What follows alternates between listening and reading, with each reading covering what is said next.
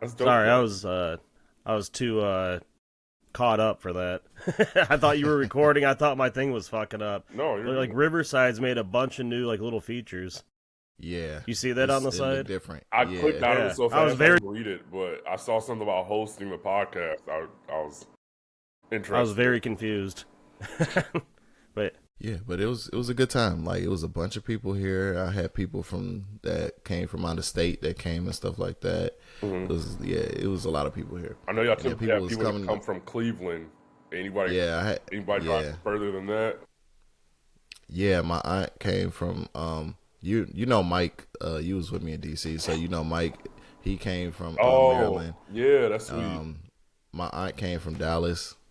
dang. So yeah, it was a good time. Definitely sounds like a successful Friendsgiving, Yeah. and it's only getting bigger, so that's awesome for y'all.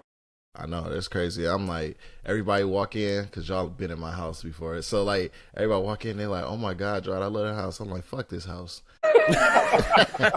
Hey, dude, I love your house. It's so unique. Like, Uh, bro, Fuck this fucking house. when you it get feels those like a prepared cozy different- cabin. That's what it feels like to me. It actually does. Yeah. That is dope. But man, a house can definitely get on your damn nerves. I can tell you that. Like, All the people see the beauty, and you just be sitting there thinking of all the struggles. But it Right, definitely yeah. be far worse. But how y'all feeling, man? Y'all feeling recharged after the holidays? Y'all feeling? How do y'all generally feel? Like both y'all go back to Not work bad. tomorrow? Yeah, I No, work I'm tomorrow. off tomorrow. I feel like Drew, that's extremely not lucky, but like that's the thing. Like the Sunday scaries, I don't typically get them, but like after you've had a few days off, it's like back to the real world tomorrow, I guess. I've So, been splitting going back to Ann Arbor, and then Malcolm and I have been raking leaves for people. Like we picked that up this year and just like try to get some more side jobs. So I've been doing back and forth, but like I've been off since Wednesday pretty much, and I'm off Yeah. till Tuesday. I Ain't took no a nice leaves, little, Drew, so what y'all gonna do now? yeah, I was gonna all say. snow now. Y'all hitting the snow? we're doing the guys' gutters tomorrow. No, I mean if you look outside, it's kind of melting kind of quick out there. It's still snicking. Sticking. It's still, know, right? I mean, it's still snow, but like all the streets and sidewalks by us are like completely pavement already. It's just like water going Yeah, the down the street's not gutters. bad. Yeah, the Yeah. street's not bad. So I'm just gonna Still do this gotta- guy's gutters tomorrow. Quick little job, I and still then gotta, go to ball. I'm excited. I got a shovel still, so but it looked like the snow Hey. that's light, so I'm really not tripping. Yeah. But just being Took me like sick, 10 minutes. you don't feel like being out there necessarily, but probably be nice to break a sweat. So we'll see.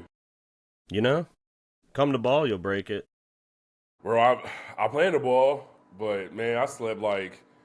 You always forget how terrible sleep is when you sick until you sick again. You like, dog. Mm. If I wake up one more fucking time to talk to God, I swear to God. Oh, today would probably be a lazy day, but it's always weird when you got a Sunday and no Lions football. It is. I'm curious, y'all want to discuss the Lions football briefly and where things stand now and how y'all Yeah, let's feel get it about out the way. trajectory of the year. To be honest, I actually thought we were going to lose to Green Bay. I'm not going to say I'm not disappointed. Short week. There's no way to correct all the issues you're already having. I feel like Green Bay came in, didn't necessarily have the pressure on them. I felt like the pressure was kind of on the Lions to like settle the ship. Mm-hmm. You lose Sun God early in the first quarter, and it's like, okay. Man. I feel like the biggest struggle with this team, in my opinion, is when it comes to like having to come back from a deficit or having to like throw some plays that's not predictable out there. That's where we kind of are struggling. Right now, you know they're going to try to get the ball to Gibbs. They did a good job of it, including Jameson Williams, but I mean, it kind of had to. You don't have Khalif, you don't have Sun God. Finally started getting some looks to Tesla, death taxes, and Tom Kennedy. He gonna always spin the block and come make plays. At some point, they're gonna bring him back. But I feel like I have to admit at being wrong. I thought Muhammad was looking like a nice bookend with Aiden Hutchinson, and I have to say it's really weird to see how people have taken this narrative of Aiden Hutchinson not playing hard enough now that he got that contract. It's like And he's getting doubled. he's getting double chips, and I mean, I Yeah. think my biggest thing with him is containing on some plays for a run play. Yeah. Bro, I'm not. He generates the pressure he needs to. My problem is everybody else has a one-on-one, And we ain't seeing nobody consistently step up outside of him. We only getting pressure if we blitz. But I don't know. I feel like this is a season. I'm gonna be a silver lining kind of guy. For so long now, we've seen Brad Holmes draft his guys, develop his guys. That's great. I think now you have to take that next step. I think this year he brought a lot of guys back to see what could be done if health was on their side. Unfortunately, guys that get hurt, they're going to get hurt again for the most part. So now it's like, okay, you know what you got. You still got your building blocks. I seen Rob Parker with a tape talking about the window is closing. I hate extremists like that. Like, that's annoying as fuck to me. He's a hater. Fuck Rob Parker. He's a hater, and he's from it. It's like, it's so weird. But I see a lot of people, another take that's frustrating me is Dan Campbell is losing games for us, blah, blah. If you feel that way, cool. We can talk about that. But understand the Packers beat us by using the same philosophy of going for it on fourth down, scoring a clutch touchdown, and also sealed the game by going for it damn near in their own territory. So it's like, man, if you have a problem going for it on fourth down, I get it. But at the same time, we lost by the same philosophy. So to say Dan Campbell's losing games by doing what he's always done, to me, I think it comes down to execution. The Lions did get that fourth down with Goff. I'm going to say that J-Mo should have definitely caught that pass, but I will give criticism. Yeah. When you have a burner and he has to reach behind him, it's just a lot of times you're going to see that play happen. But again, J-Mo should have caught that ball. But I would have liked to have seen him ledge where it's like, he don't have the best hands. Yeah, Goff threw the ball too late. Like, he should have threw the ball as J-Mo was in stride. Yeah. But he threw to a spot. And I think that's a lot of times what be the issue between J-Mo and Goff is the timing. Yep. You know what I'm saying? That's why Goff always throws to Amon-Ra, because Amon-Ra knows the type of time that it's on. Like, J-Mo it would have been a touchdown had Goff thrown it earlier. Like, he should have just let the ball go, but he was, like, trying to make sure he got the first down first. That was in his mind as a quarterback. Like, did he get past the sticks? Throw the ball. Like, instead of just throwing as he's in stride, J-Mo would have caught the ball and ran. J-Mo is thinking, like, I can, like, get yak after this catch instead of just securing the catch first. Like, that's all I needed him to do is secure the catch. Like, and then think about the other shit later. You know what I'm saying? But yeah, it was That's real. It was like you said, man. It's execution, man. I'm gonna do silver lining just like you, man. I'm disappointed in this season only because the last 2 years have been amazing, right? Yeah. Mm-hmm. But this year was fucked up from the jump. Like, you know what I'm saying? Right now, retiring, like, it throws off a whole bunch of, like, dominoes to where we had the idea what this team would look like. We were okay with losing Zeitler. Like, okay, we got a youngin right here that can play in Zeitler's place. We weren't prepared to lose Ragnar. And the front office didn't have enough time to, like, get Tate Ratliff acclimated, like, to play center. You see, like, I don't know if y'all noticed, like, during training camp, they was like, hey, we're going to work him at center and stuff like that. Yeah. Center is very hard to play, especially when you got to call out protections. You know, you got to, like, help be the quarterback's eyes as well. Like, if Ragnar had that all covered. So they was like, just the same way they did with Ragnar, we're going to develop him at guard, then move him over to center. Yeah. It wasn't enough time to do all that. So now the offense is thrown off. We just lost our offensive coordinator. And, like, he knew all the plays, knew when to call them and stuff like that, even though, like, Dan Campbell has a big hand in, you know, the inputting of the plays and stuff like that. Dan Campbell shouldn't be calling plays as a head coach. You know what I'm saying? So I just think, like, right now, you know, this is what happens in football. Like, it's always the small things that fuck a team up. You know, like, and I don't always want to put blame on the coaches, because the coaches, all they can do is, like, put you in position. The players got to make the plays. Like, and I feel like a lot this year has been failure of execution from the players, because, you know, it's a new establishment.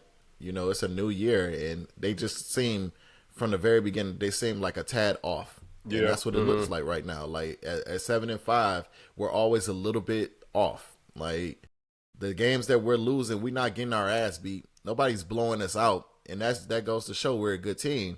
But they're making more plays than us. Like, for Green Bay, for example, in Week 1 and for Thanksgiving, they were always LaFleur got tired of getting his ass beat last year. So this year, he made it a purpose not to lose to the Lions. Especially because he was very well prepared. Like, if you watch the tape, those 3 goal line plays, we were great at the goal line against the Giants, because like they don't play us twice a year, so they don't know how we defend goal line. The Green Bay knew exactly what the fuck we was gonna do, and they ran it to a T, especially like running off. They know our cornerbacks. You go inside, you go outside. All right, we're gonna run a zig play. You think I'm going inside, go outside, bam, you a step off, touchdown. Every single time. Like, it's just a small shit, man. And like, if we don't make the playoffs, like, it's a chance we still do. Like, it's a chance that they bear down. We win 4 out of the last 5 games. We make the wild card. You know what I'm saying? All is well in the world, whatever. But if we don't, I'll understand, and we can retool up for next year. Like, it's okay. Like, shit, the Chiefs bad, the Ravens bad. Like, it happens sometimes, man. Drew, I want to get your thoughts before I chime in a little bit more. I want to hear your just overall feelings on the team right now.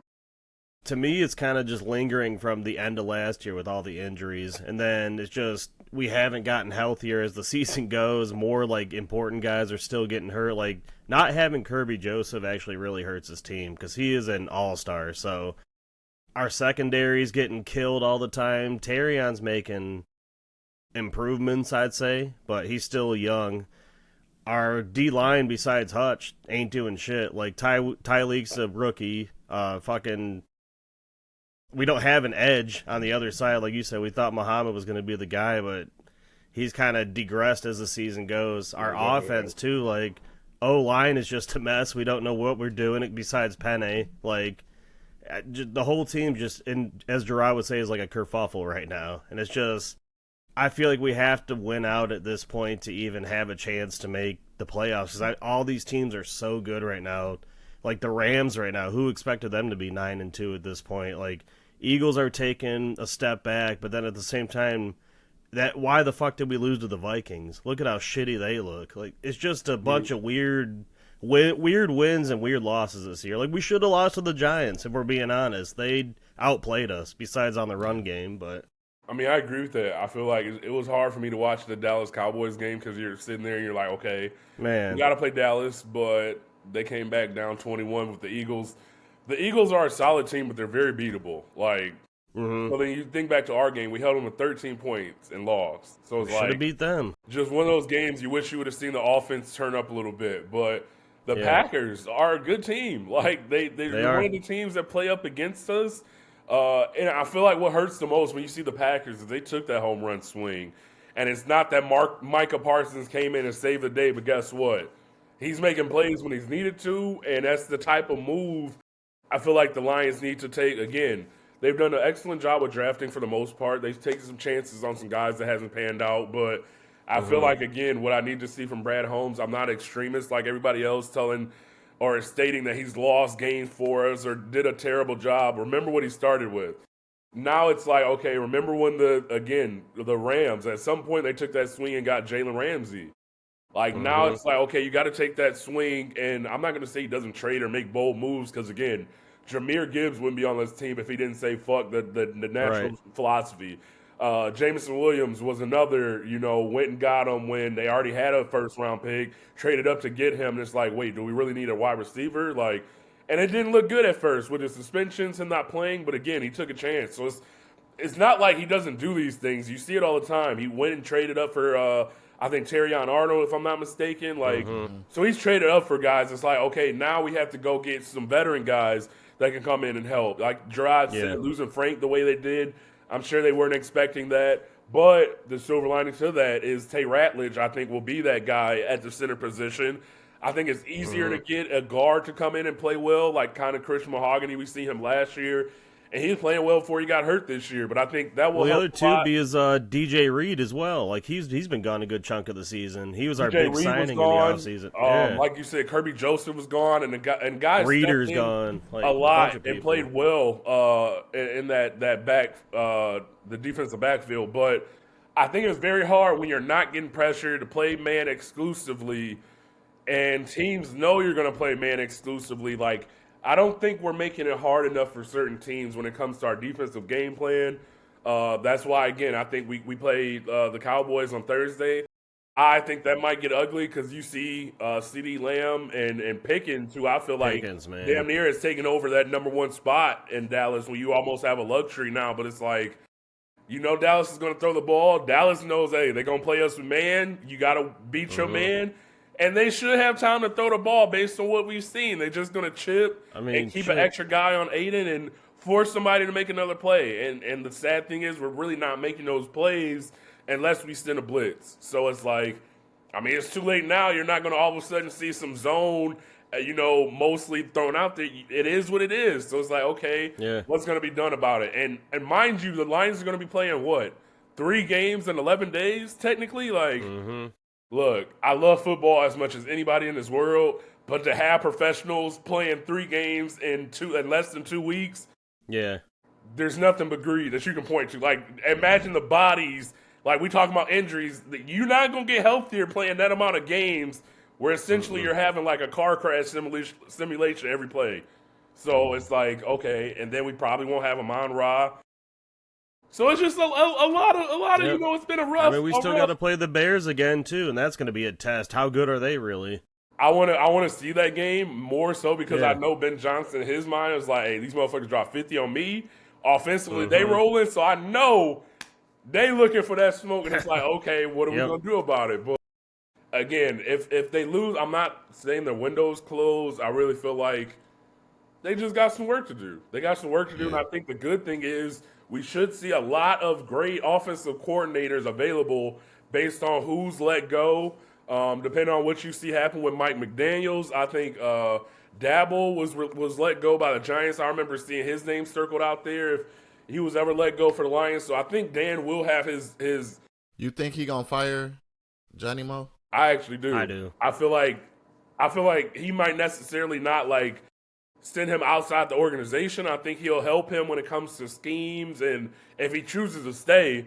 But I think essentially he wants, and like you said, he shouldn't necessarily be calling the plays. So I think somebody that's proven to come in here, be able to either work with Johnny Mo or replace him. But I think essentially, I feel like that's almost one of the biggest needs of the offseason is getting a guy where, Dan Campbell can say, hey, you call your plays, I'll let you know if we go for it on 4th down, but I'm going to be focused on what my team needs from me versus calling the offense. So, but I could easily be wrong, but I just feel like he demoted Johnny Mo. I think Johnny Mo's strengths, based on what everybody has said about him, is he's really good with helping with the game plan, but as far as calling the plays, whether it was, they said when he was with the Jets, kind of seeing similar things to what we've seen now. So I think the easiest thing for the Lions to do, honestly, is to simplify what they're doing on offense.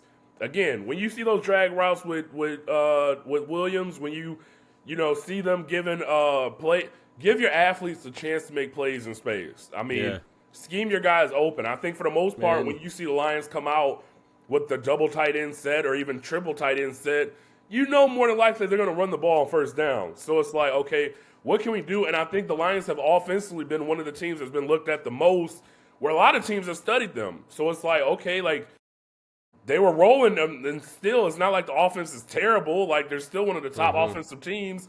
Yeah, that's the crazy part. Like us as fans, like damn, the offense is fucked up. Yet we're the 2nd ranked offense in the league. Like that's the just position of everything. It's like they're still really damn good. Yeah. And so I forget. I think it was the Giants game when the Giants were getting after Goff, and you see the replays and you see still wide receivers. Everybody's running like a 10-yard at least route, and it's like. The Giants are up on the line, clearly blitzing, and still we're running these long routes. It's just like, again, a disconnect. So when I say simplifying the offense, a lot of teams watch that Vikings game and since then have just done the same thing where they're like, hey, we're going to blitz the fuck out of the Lions, mainly up the middle because we know Goff wants to look at the middle. That's where his strengths are. And it's like, as we take that away and force him to get uncomfortable or to have to extend a play, we should be able to get home. And it's like, I don't think I've seen a good counter for that. I mean, Jahmyr Gibbs is going to get his for the most part, but it's like, okay, we got to find ways to shorten some of these routes and just make it easier on guys. So we'll see. I love seeing Tesla out there, but it just seems like one of those years where it's like almost we got to go down before we get back up. It just feels too that like Goff's trigger is just slightly off. Like he doesn't have that zip that he had like the past 2 seasons, and like you said, the plays are developing just a little too long. Like I think I was watching the game, B, and I like had my hand over my face, like, oh, maybe B's right. We do need a guy who can get out the pocket. I just feel but I don't see. I disagree with that as far as like. I think there's a narrative always that you need a mobile quarterback. I think that not mobile, like just get out the pocket safely. He folds like a sack of potatoes. I don't think that's the issue. I think that like I said, I think people are downplaying how bad at pass blocking. I'm gonna say this specifically. The offensive line is. Like I think that's being downplayed tremendously because we have a good running game, and so everybody thinks that the offensive line is good. At pass pro, they are bad. So like Goff doesn't have, and we're comparing Goff to the previous 2 seasons when he had time to throw. Like if you look at the stats, Goff has like less than 3 seconds to throw each game. Like he don't have time to set up for the plays that they're running. And so if you start playing the way B says, they're gonna crowd everybody within the first 10 yards. Like, and so that's gonna fuck shit up. We're kind of already seeing that in a way. Well, that's what I'm saying. Like that's my point. Like I'm making your point is like now every play has to be within 10 yards because he ain't got time. And then like when he's trying to like, all right, we done ran the ball 4 times in a row. Let me get off this play action. Then he's getting smacked because he ain't got time to stand back there and let the play develop. Like so, I'm not really like. Goff is who he is. I'm not blaming Goff like for every single thing that was wrong with the Lions offense. Like he's our quarterback. He is who he is. He's a pocket quarterback. I think us as fans have to just get used to that. We don't have Josh Allen.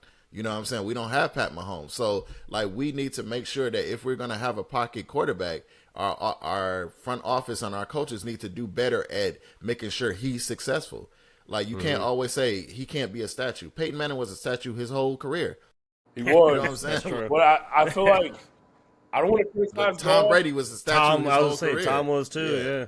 I don't want to criticize Goff, but you made a great point, Gerard. Like, I think there's a different game today than it was during those times where, bro, if you got a pure pocket quarterback right now, I'm trying to think of who else I would deem as like a pure pocket, because even a guy like Joe Burrow, Herbert kind of.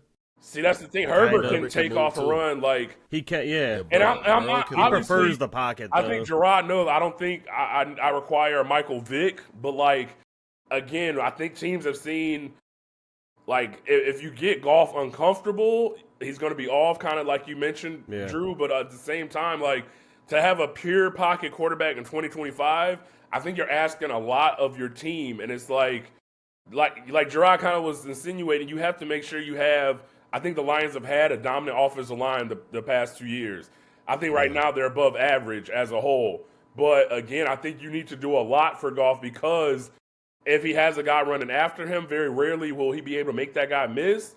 And he don't like running. He likes to work the middle of the field, and he thrives off the play action. So again, if you bring in 6 guys on the line and say, hey, you can run that play action, you can run against us. But at some point, we know if you are running that play action, we're going to fuck you up because you're not going to have time to deliver the ball. So it's like, okay, you just need to insulate Goff in a way where I feel like most quarterbacks right now, you don't have to necessarily do that. And again, we've seen Goff can win. I just feel like when you have to have so many things right for a quarterback to succeed, it makes it very hard. Like, we're seeing a lot of times. And I agree with that to a certain extent because, too, like it's 2 sides of a different coin because then you get a guy that likes to move a lot, like a Joe Burrow, like a Jackson Dart, you know what I'm saying? And they get themselves killed out here, like a Lamar Jackson. Like so, like I think for me, it's not about like if you have a certain player, you have to build around that certain player. I think the Lions, and they would never say this in public, but this is what I think. Me personally.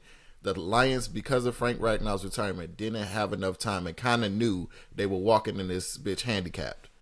So, like, and we just have to sit and watch that shit and, like, kind of watch the car crash because, like, you got to let people figure it out. You got to let these, like, rookies figure it out because they knew they didn't have time. Because once we watched that Green Bay game in week 1, once we watched the Minnesota game where they was coming straight up the middle, that was crazy. Every single time, it was like there's ain't shit you can do about that. We seen Jameer get killed trying to block and stuff like that. Like there's nothing you can do about that because you just don't have the help to do that. Like, so I think that if once they have enough time to figure this shit out, and it might take the whole season. And now what Glasgow is injured, so it's it's that's the crazy. At the very least, during the Green Bay game, you can tell yourself, "Hey, Frank will be back. Things get better." Frank ain't coming through that motherfucking door. I actually seen a meme that had when the Lions announced he was coming back. It was him coming out the tunnel. I seen a meme somebody created where Frank was running back into the tunnel, going back to the crib. It's like, damn, bro. Like, and I saw a stat where golf is like, I think at the bottom of the league as far as pushing the ball down the field or distance. The field, yeah. And it's like, damn, I feel like that's another thing where, I mean, in the past, at some point they're able to get it to work. But Gerard, when you mentioned, bringing corners down, now we are seeing teams are bringing safeties up. Yes. Literally, we talk about J-Mo being a decoy. Cool. Throw it to him. I bet you won't. And what have the Lions done? We haven't seen this year those down-the-field plays where it's like most of the big plays have been yak, have been, hitting, again, J-Mo on a quick slant, on a drag route. But teams are seeing, they not pushing the ball down the field, but yet they still are doing long routes. We're going to have time to get home. And we can essentially keep spamming the same defensive plays because they're not going to really switch it up right now. We just got to get after them. Yeah, I agree with that. I wish they would take more shots. And like, my way of thinking is it's not necessarily to actually get the 50-yard bomb off. Just keep them honest. Just to push you back. Yeah, just to push you back. The safety's in the box like, hey, he contain Gibbs. We know Amon Ryan going to necessarily push the field. We know J-Mo might, but hey, they don't have that connection yet. So again, we know what they're gonna do. But like to them, like, and I think Dan Campbell think the same way. Is like that's a loss of a down. Like that puts us behind the sticks. Like, and I understand that, but I'm at least take the shot so that you will have 12 people standing at the line of scrimmage. Like, and like I feel like at the same token, when you see us having a predictable running play on the first down, and now it's 2nd and 9 or 2nd and 8. Yep. When teams know, hey, on 3rd down, we know they got to pass the ball, because I feel like one of the things that was underrated about the Lions, if it was 3rd and 5, if it was 3rd and 6, most teams going to throw here, guess what? We going to run the ball, and again, you got Frank at center, creating those lanes. Like, that was always an avenue that you had to be worried about. I feel like this year, it just isn't happening. I think they're one of the worst teams when it comes to 3rd and long. Yeah, our 3rd downs is bad. Just a lot of stuff where, again, it was like you could watch a game the last few years, and it's like eventually the Lions going to find a way to win. They beat, like you said, Gerard, ain't nobody come in and kick our ass for real. Like, it's been those close games where it's like, all right, at some point the offense is going to keep going. And you just end up being frustrated because it's like, man, they just never are having that one play where it's like, all right, cool, like, we figured it out. It's like, from week to week, shit, are we going to include J-Mo? Like, what type of running game are we going to have today? I think golf needs the running game to thrive again for the play actions to work, and it's just a lot of stuff right now that ain't clicking. And I think we didn't even mention Laporta being out. Like, I think Laporta was a cheat code because, again, he's an excellent run blocker, but he's also great after the catch. And it's like, but also like that, just to like flesh out a little bit more on the offense, it moves your linebackers if Laporta is in the game. Yep. Like, so like it opens up the offense to where that, like you said, that middle of the field, where the eyes of the safety have to go somewhere. If you don't have Laporta out there, it's no point. Which is why, like, last game against Green Bay, I did like that they went for a wide receiver. I did like that. Yeah. Like, I appreciated that a lot because now, like, you get eyes in other places and stuff like that. So, yeah, and then, like Drew said, man, not having Kirby is fucking us up, man. Yeah. It's hurting more than I us. thought it would, honestly. Like, and no disrespect against Thomas Harper. He's doing the best he good. can. He's like, been good. Yeah, but like Kirby is grading out as like a top safety every year, bro. Yeah. And at some point, he was going to get that ball hawk play where it's like, cool, momentum shift. We're not getting a lot of turnovers right now, for better or worse. Like, no fumbles or like, anything you'll get from somebody the line like either. The point, like you said, here, like, if Kirby's out there, he covers a lot of ground, and it makes quarterbacks hold the ball a little bit. We pressured Jordan Love the same amount of times they pressured us. He got the ball out. Yeah, you know what I'm saying? Because like he didn't have to hold the ball. That's what he did game 1 too against us. Yes, you remember in last year we were getting to Jordan Love and he was throwing picks because he had to. He was seeing ghosts out there with Kirby. So. Like, man, he was throwing darts though out there. Like, bro, he was throwing dimes. That game, I can't even. I got to give him credit. The play that I sealed can't the game. people was wide open. wasn't nobody back there. Like, I mean, I'm not that gonna ain't lie. on him. He had a great game. The play that sealed the game, that fourth down play, Yeah. it wasn't outstanding pass, but hey, you give your guy a shot to make a play. Yep. Put it in play for him to go get it. I mean, what can you say? Like, Branch was on him too, wasn't it? Branch Yeah, tried Branch was too. on him. He Yeah. like really, it was good he coverage. got up Like with it him. just was a great play. Great So coverage. again, I think it comes down to execution. We've seen the Packers be just as aggressive. It worked out for them.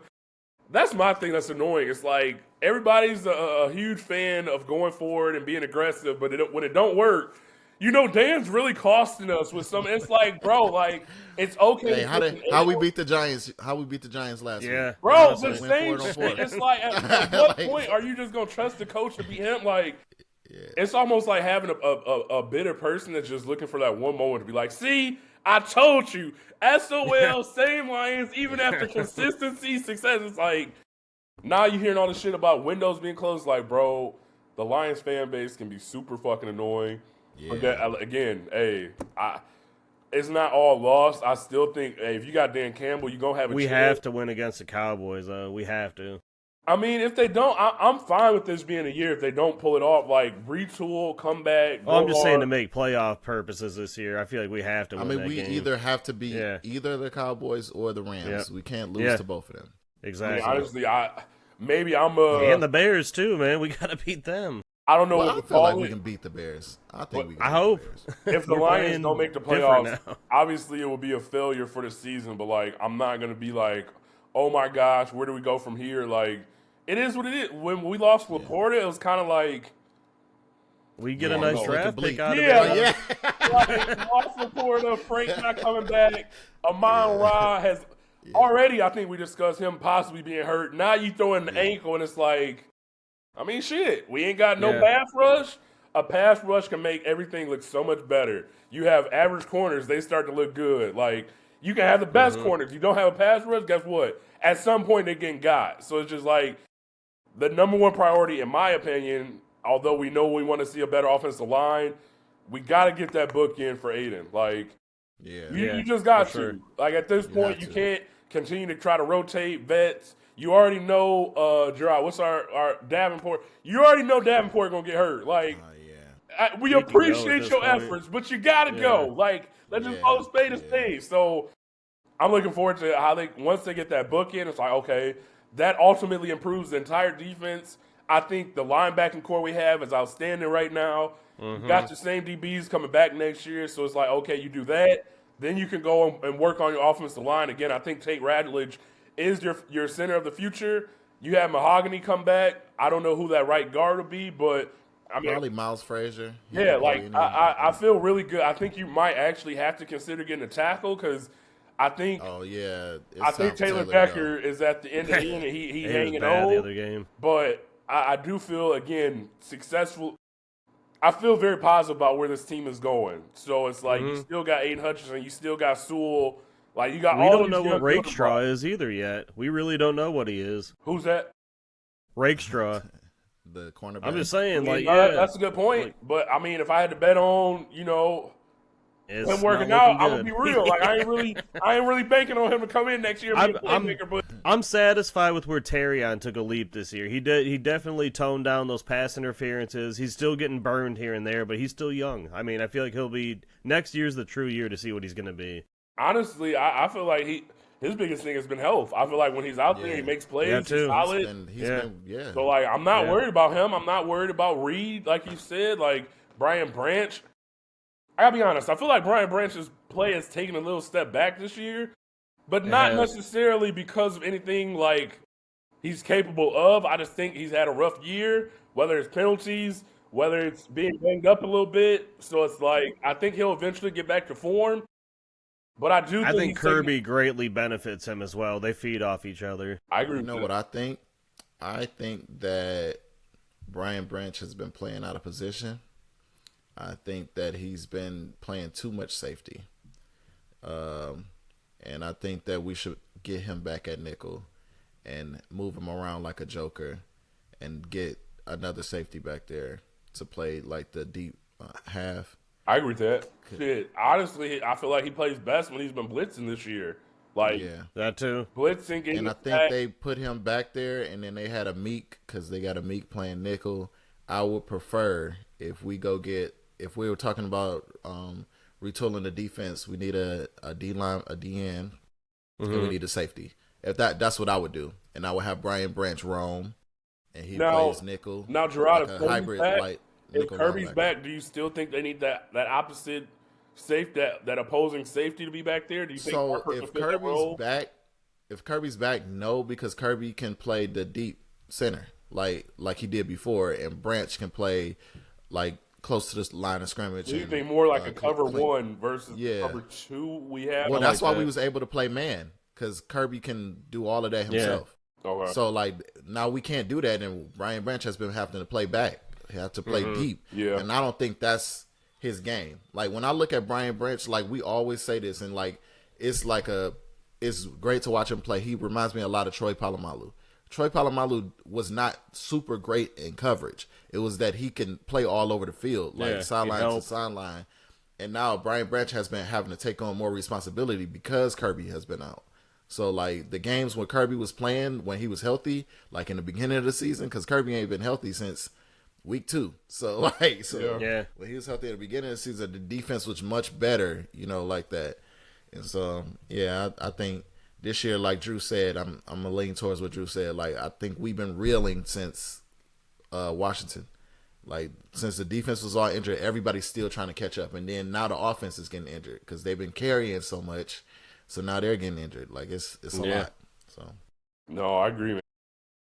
It feels good to vent about the Lions because it's been a little while since we've been able to talk about them. There's been a lot that's happened.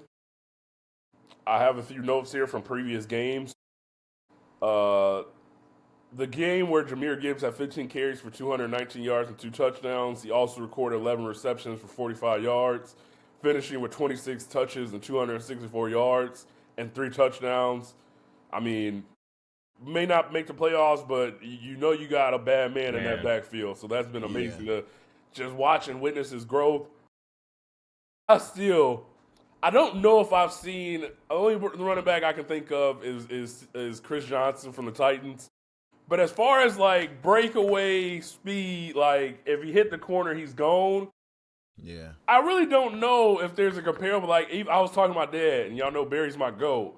Barry was shifty, he was fast, He was. but at the same time, that like breakaway, like I think top Gibbs, speed is crazy. bro. Gibbs has like 4 of the 5 top fastest speeds on the year, and you can 22 see miles an hour is insane. a safety can have an angle. And it'll look like they should just not be gonna able to get make there. a play, Right. but you're just not. As soon as you see him turn the corner, you're not seeing him get caught. So I just love the excitement that he brings. For him to juke too without slowing down is crazy. Like that's just insane skill. That is, as a defensive coordinator, I'll be thinking to myself, if you watch a Booty film Miles, on that guy baby. and you see him juke a guy and take off, what the fuck do you tell your defender? Like, hey, you got to make that play. I tried. Hey, these are the best defenders in the world, and we consistently seeing Gibbs make them look like they just not in the same league. Yep. Sometimes, like talking to Barry Sanders, you just got to know, that's just one of them dudes. Like, ain't nothing we just got to give him. Like, ain't nothing you can do about it. Ain't nothing you can do about it. As far as fantasy purposes go, the best game I've ever seen. I was it was like a Lions-Falcons game years ago. I walked out of the game and I had Arian Foster. He had 62 points. I'm like, holy shit. I'm like, I had to like check the stats game ever. Yeah. And then Gibbs the other day got me 65. I'm like, that is insane. Like, I thought Taylor had the best game of the year. No one was going to touch that, but Gibbs broke crazy that. About Arian Foster too, he wasn't a burner, but when he got that lane, it wasn't guys catching him. Like, well, he was a PPR machine too, though. Yeah, he did it's Matt like, Forte back then. Almost like Jerry Rice. Like, Jerry wasn't the fastest wide receiver, but guess what?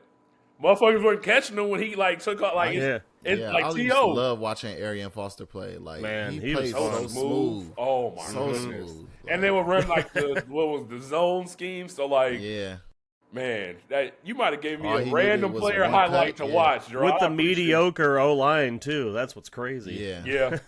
The Detroit Pistons right now are 3rd in NBA attendance. Let's get Averaging into 19. them. What was that, Drew? Sorry, I said, yeah, let's get into them now. Do a little Yeah, deep dive. so averaging the third most with 19,240 fans. And this was during their first 9 games this season, so possibly could be higher than that now.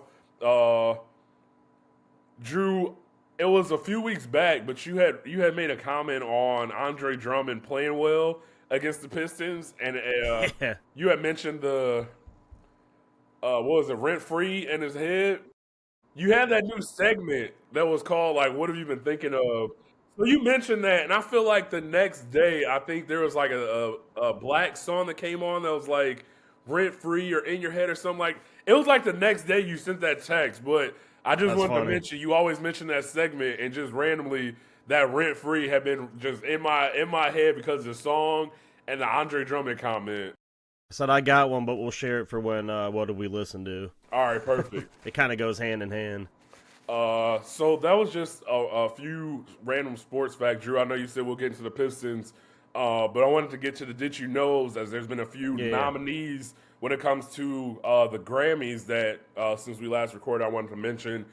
So the nominees for the best rap album for the 2026 Grammys is "Let God Sort 'Em Out" by the Clips, "Glorious" by Glorilla, "God Is Not Like Ugly" by Jid, "GNX" by Kendrick Lamar, and "Chromacopia" with Tyler, the Creator. And I think we discussed this in our group chat, but just the timing and how long people can have to submit projects. When this list dropped, I'm not gonna lie, I was kind of, I don't know the proper word, maybe annoyed, but like I didn't expect to see Glorilla, Glorious in there. I didn't expect to see Chromacopia with Tyler, the Creator, because technically they were released at the end of The end of the year. 25. Yeah. 24. So I 24, get yeah. I get the time frame, but just I GNX feel like too. there's a lot of projects that drop like more recent than that, where it's like when you hear guys talk about politics in the game X, Y, and Z, it's like, okay, I kind of can see what they mean, because it feels lazy to me to add Chromacopia, like to add Glorilla, Glory. Like I wasn't a fan of that, especially when you got Freddie Gibbs, Alfredo 2, like not being. Man. I feel like that's gonna be my album that I'm just gonna be fighting for all year to get the respect that it deserves, because I feel like you're gonna see it with "Let God Sort 'Em Out" with the Clips. But I was curious if y'all had any words that y'all wanted to share on that list of the top rap albums being nominated.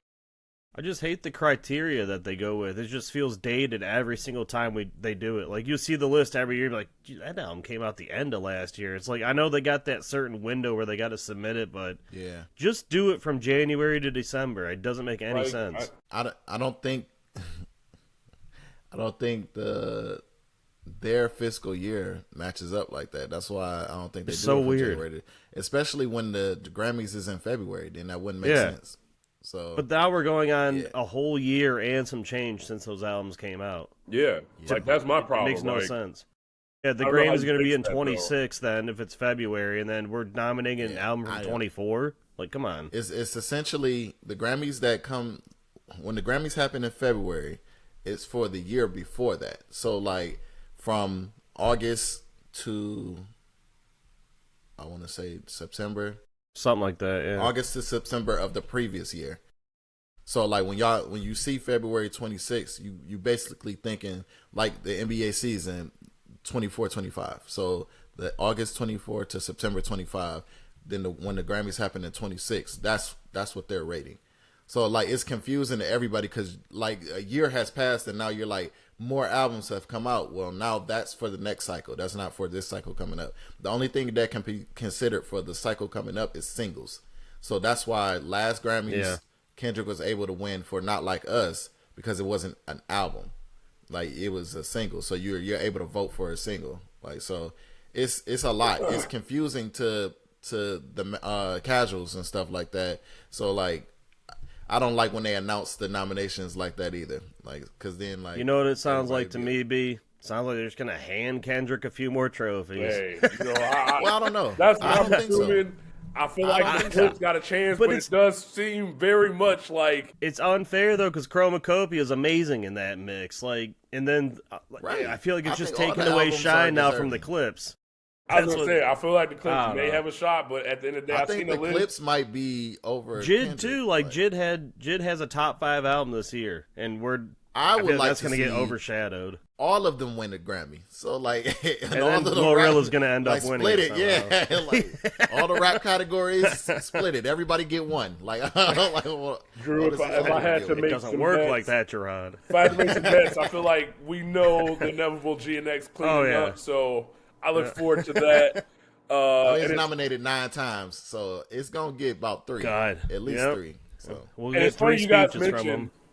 Rappers that have shockingly never won a Grammy. You got DMX, you got Tupac, you got Pusha T, you got Mac Miller, you got MF Doom, you got Nicki Minaj, you got Travis Scott, you got A$AP Rocky, you got Snoop Dogg, which is probably the biggest shock on this list to me. You got Schoolboy Q, which when I see him on the list, I'm like, I feel like I'm not surprised he hasn't won a Grammy, but Playboi Carti, Wu-Tang Clan, and Notorious B.I.G. Oh, damn. None of them have ever won a Grammy. So, again, I'm surprised Biggie didn't win one.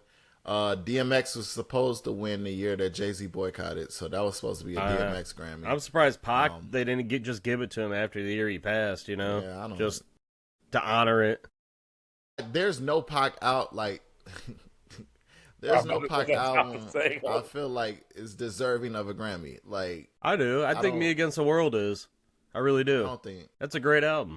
If I was going to give any album, it depends on. It was probably all Eyes on Me, but also it depends on what came out that year.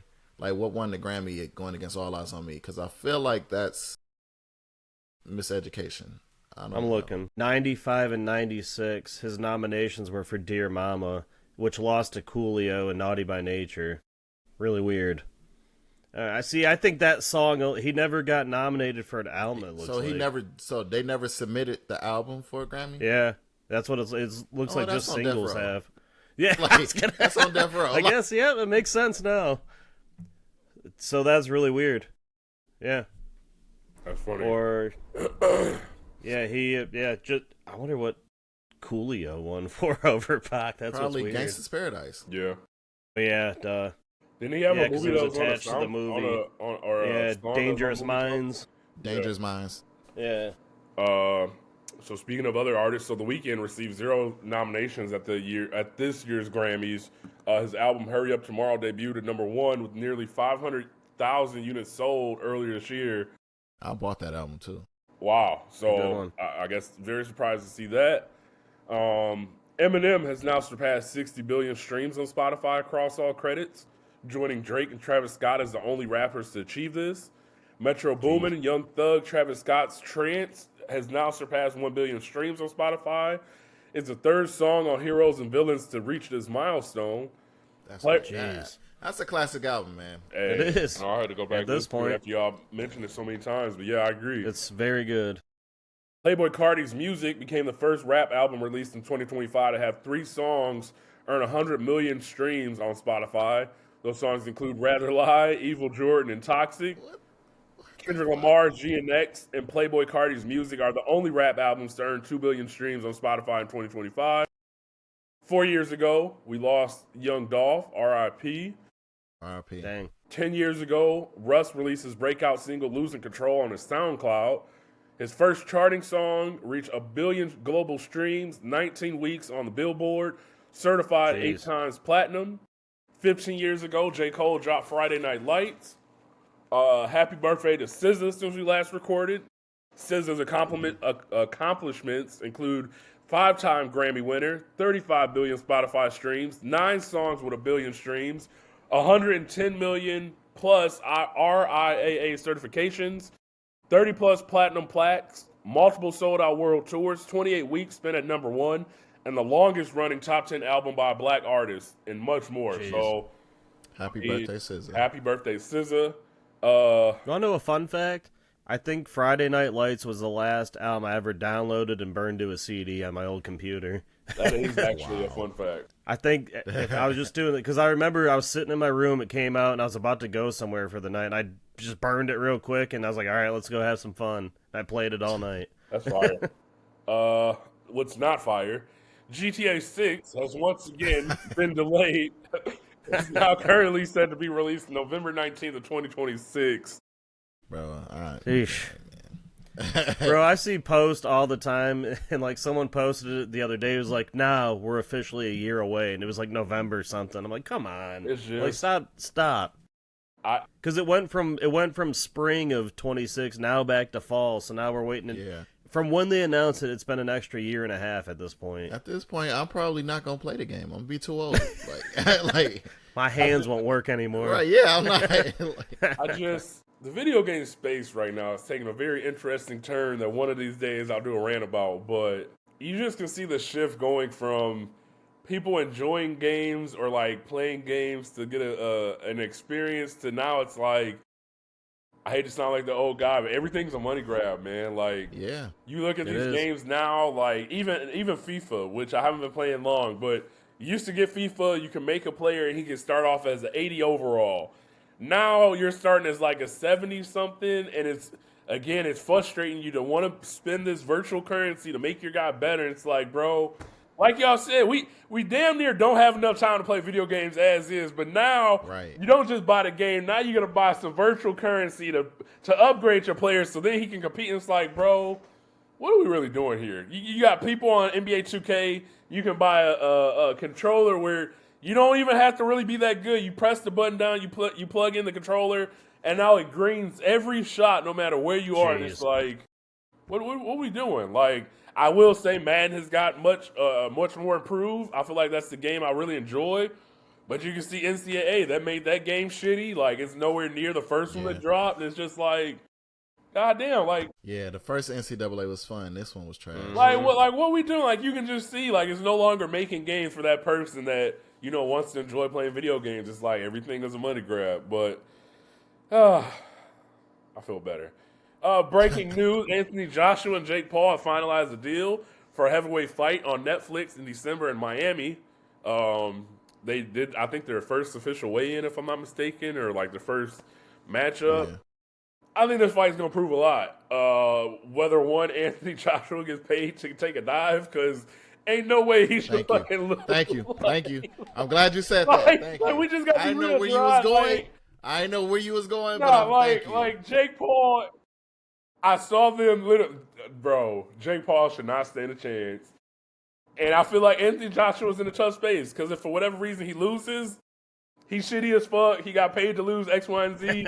And it's like, if he wins, you should have won. You fought Jake Paul. So I'm going to tune in. But again, I feel like the real professional boxers is like, bro, there's no fucking way hell Anthony Joshua should have took that damn fight. Bro. Like, he just trying to get paid. And they all like ready for the hammer to drop, pause. They're like, if he lose, he lost on purpose. You know, there's no way he should lose his fight. Like, so. I think the fight I remember Jake Paul losing was to Tyson Fury's brother, who, I mean, he tried to box, wasn't really that good, but fucked Jake Paul up.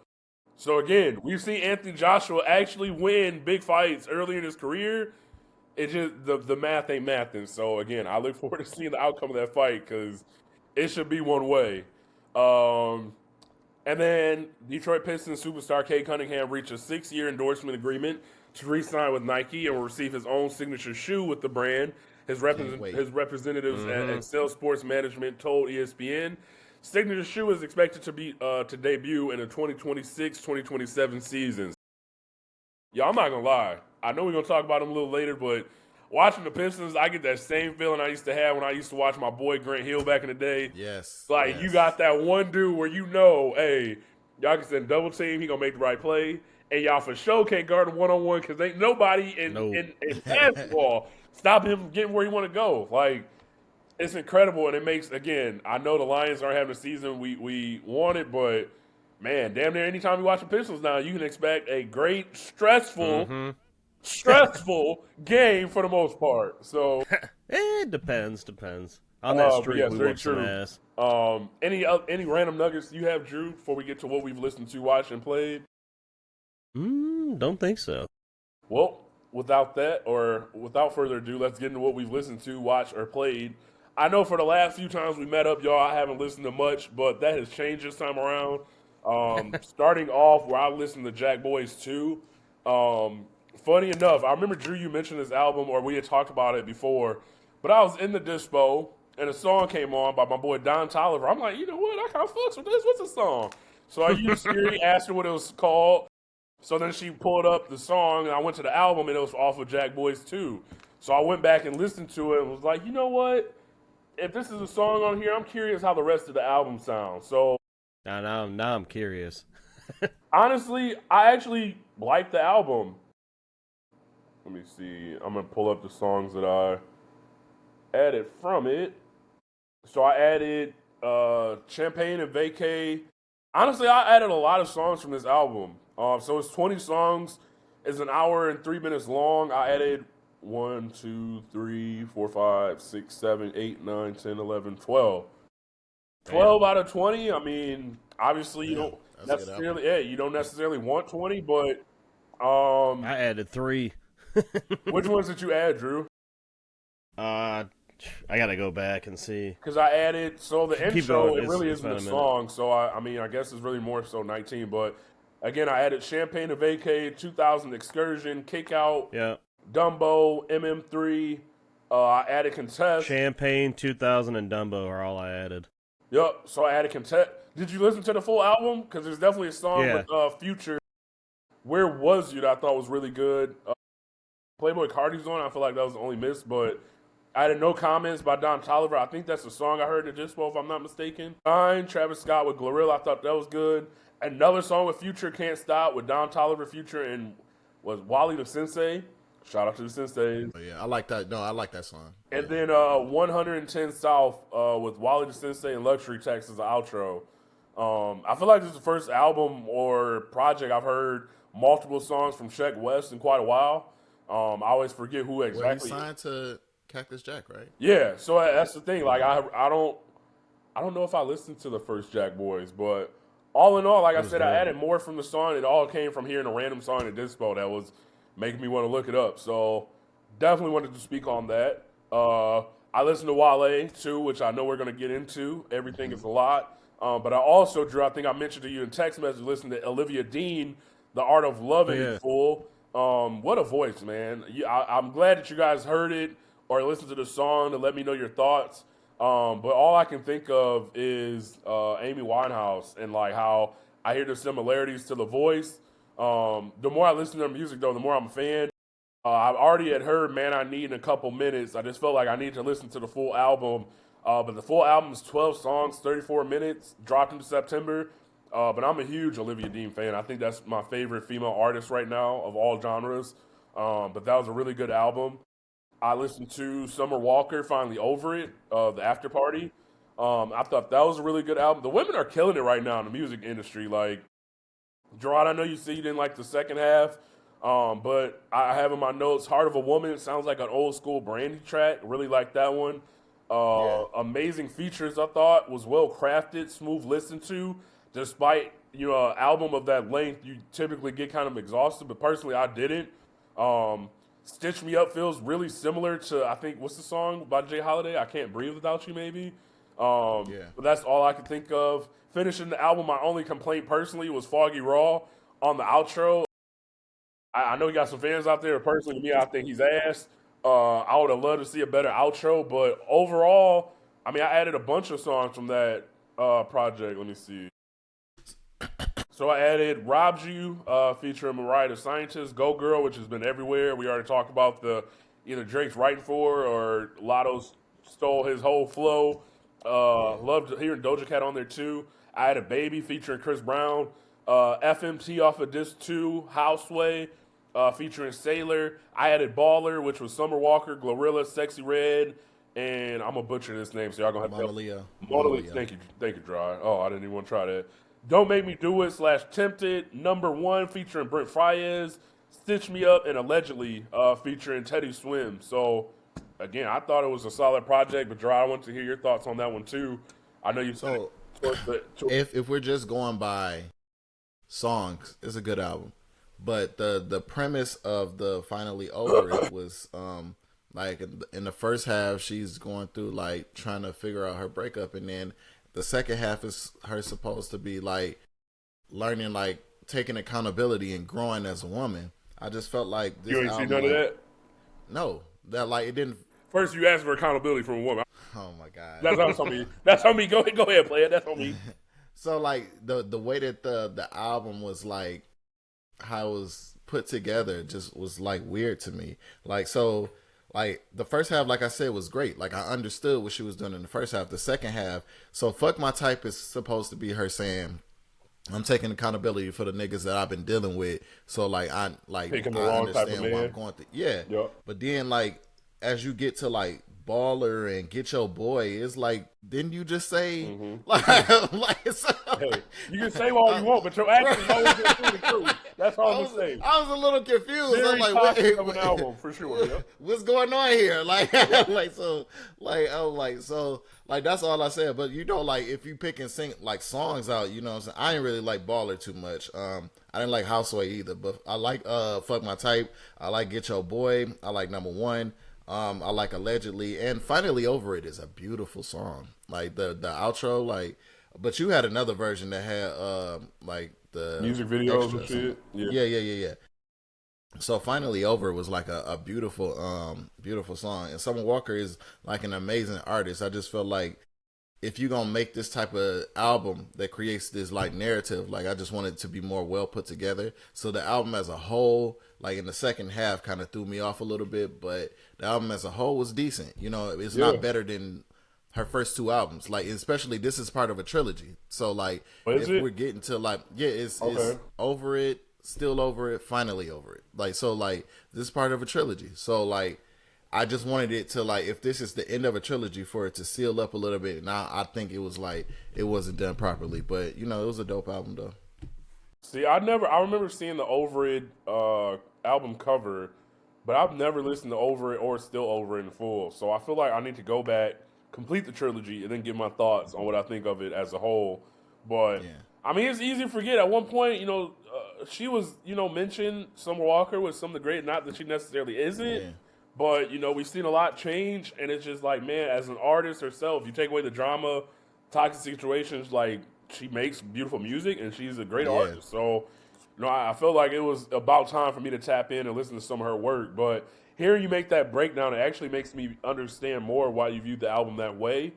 So just two other albums out there. So I mentioned listening to Jadakiss, The Co-Assignment. This came about because of Streets Knock Raspy, which Drew, you had told me about a while ago. It came on shuffle, and I'm listening to it. I'm like, you know what? I listened to the full Jadakiss album finally, man. It's been too long. So it's a good one. Let me go find so I added Paper Tags. I added Respected, Trafficking, Hustle Like a Mug. I added Back to the Money. I added Counted, Cause We Paid. Again, I already had Street Knock Raspy. Then I added I Want In. So, I mean, all in all, the album, an hour and 7 minutes long, 19 tracks. But, I mean, I just like listening to Jada, man. I feel like I've never encountered one person that said they don't like Jadakiss. I know he had the excellent moment in the verses, but it's like, I'm going to be honest, like, outside of the popular songs I know of his, I've never really done a deep dive or listened to his albums in full. But I have a lot of respect there. So it's just, again, wanting to familiarize myself and tap in with some of his stuff. So, again, if y'all got more albums I should listen to. But I was really impressed with this, and especially it was dropped in 2010. We're in 2025 now, and there's still some songs on there that, I mean, it's a little dated at certain moments, but for the most part, it was technically a mixtape when it came out. And then really? They put it, they put it on without the DJ version and made it kind of an album, yeah. Honestly, that makes sense, but because even with on the album, like it doesn't list the features that's actually on there; it just says the songs.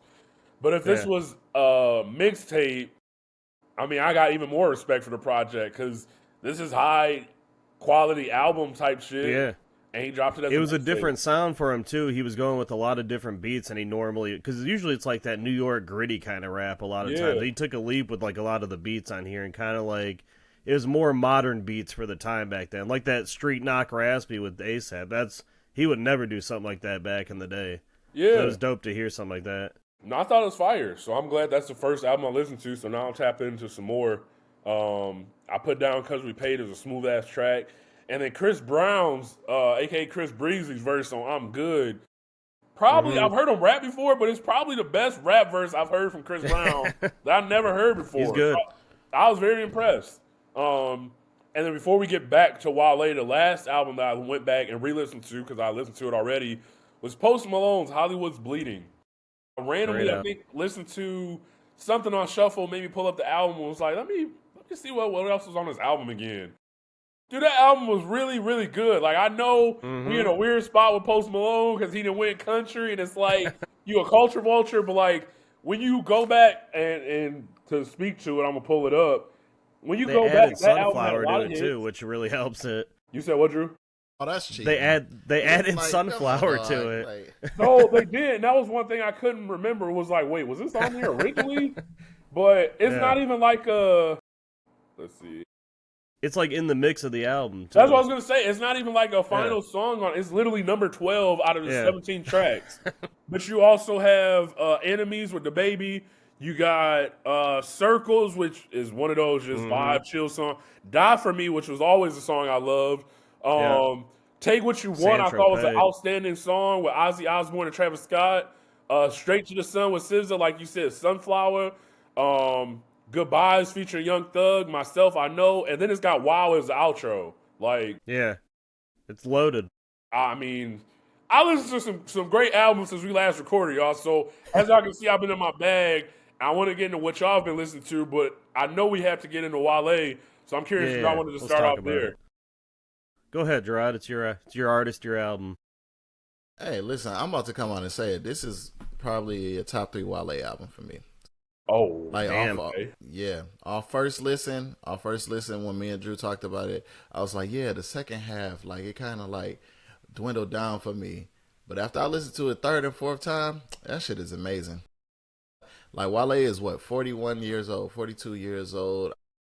Understand everything he's going through at that age range, you know what I'm saying, and like what he's trying to figure out within himself as a human being, and like him being vulnerable on this album, like outside of album About Nothing. And you like The Gifted, didn't you? Yeah, The Gifted, that's what I was about to say. The Gifted and Album About Nothing, yeah, this probably Everything Is a Lot is probably one of my favorite Wale albums. I think this is very beautifully put together.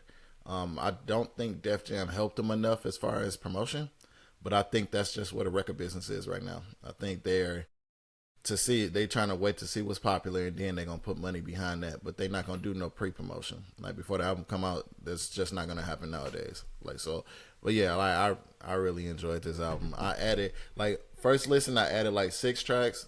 Didn't I tell you 6, Drew? I feel like it was something like that. Yeah. Yeah, but it was like 11 or something like that. Yeah, like because it's 18 tracks. I feel like I think I added like 8 because I know I added Belly, Where to Start, Blanco, Michael Fredo, Power and Problems, City on Fire, Corner Bottles, and Survive. So like, yeah, that's a lot of fucking tracks. But I love the whole album though. Like so, yeah.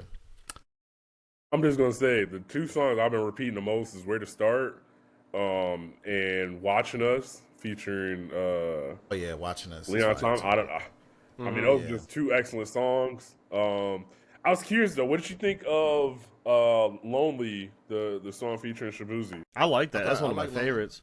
Yeah, honestly, I feel like I expected more. Like it's not a bad song, but like when I saw Shabuzi and Wale, I'm like, okay, this is gonna be a fight. It wasn't bad, but like I don't know. I guess I expected more just knowing what Shabuzi's been doing lately, but it's not one of the songs I've been repeating. I'm going to be the outro, I guess. I was just curious what y'all thought, but I kind of felt I like the album as a whole. I just would have liked a better outro, but again, it's already got some songs I've been repeating like hell. I already let y'all know I like Michael Fredo. I also added Power and Problems. What is it? Mirror on the Benz? Mirror on the Benz. Yeah. I like that song. YSF I really liked. I like Fly Away as well. And Belly, I think you already mentioned that. Yeah. I added a lot of and again, this is his first full-length project since 2021. I enjoyed it. Drew, I want to hear your thoughts. Gerard knows how I feel, and I just don't like the drastic switch on the second half. It completely lost me for the album, and it's so drastic that the whole rest of the half sounds like that. Like if he would have disguised it as disc 1, disc 2, it would have made a little more sense to me. You have such a perfect first half on this album, and then the switch, it's like, bro, where's the direction going? Like, why does it change? What song do you think it's shifted with? Where do you think that? It was track 9 or 10 Let me see. So It was Watching Us is track 9 with Drama. Leon Thomas. Watching It Us. was So he talked YSF. about YSF. after Wasn't yeah, it? after track Yeah. 9. Okay. Yeah. And then, like, yeah, that whole half of the album is like the Afrobeat section. I was like, that's not where this album was going, so why'd you choose to do that and make everything like a clubby kind of uppity? It just lost me. That's the thing. I think a lot of people that I saw on the internet was saying the opposite of you, that it wasn't upbeat. They saying that I thought it was. like he needed more high energy because people heard Michael Fredo and was like, oh, we need more of this Wale. And I would challenge those people to say, you've never listened to Wale before. like you're new here. I could tell. Like, if you think that's the type of Wale, like, you don't like, he's gonna give you one of those songs. He's not gonna give you an album full of that shit. That's just not gonna happen. Like, so yeah, but yeah, like That's everybody just- was yeah. saying, like, I'm not dogging it. I just think it was okay. oh no, I know. I personally enjoy the Afro beats. You know what I'm saying? So I wasn't tripping off of that. But I was listening more to the introspection. Like, that was the part that really caught me. Like, because I feel like Wale has always been, vulnerable. Mm-hmm. He's always wrote about his life. But I just feel like this album, he talked about it more in depth than he's ever done before. So That's fair. Altogether, it was 18 songs, 52 minutes. I personally feel like it was. I saw 18 songs. I'm like, oh man. But then in 52 minutes, I'm like, okay. And there was some short songs on there. Lengthwise, I felt like super pause. I felt like it was 18 feet's a lot. There's no way you can say lengthwise talking about a male artist. Nah. The length of the project I thought was I can't even say very fitting.